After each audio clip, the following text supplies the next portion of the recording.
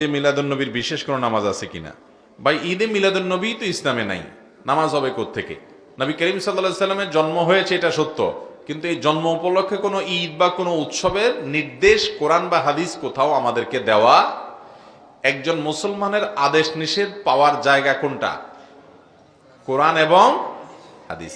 কোরআন এবং হাদিসে কোন একটা জাল হাদিসেও নবী করিম সাল্লাল্লাহু আলাইহি সাল্লামের জন্মের দিনটাকে উৎসব হিসাবে উদযাপনের কোন নির্দেশনা বিলকুল।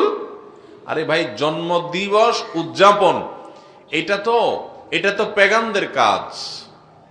অগ্নি পূজক, প্রকৃতি পূজারী আছে অনেকে, তাদের কাজ।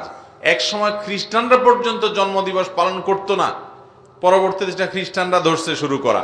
ঈসা আলাইহিস সালামের জন্মদিবস, ক্রিসমাস ডে তারা পালন করে। এদের দেখা দেখে মুসলমানরা চিন্তা করছে তাহলে আমরাও আমাদের নবীর মহব্বত প্রকাশ করি। যারা করে তারা মহব্বতই করেন, তারা নবী সাল্লাল্লাহু আলাইহি ওয়াসাল্লামকে ভালোবেসেই করেন।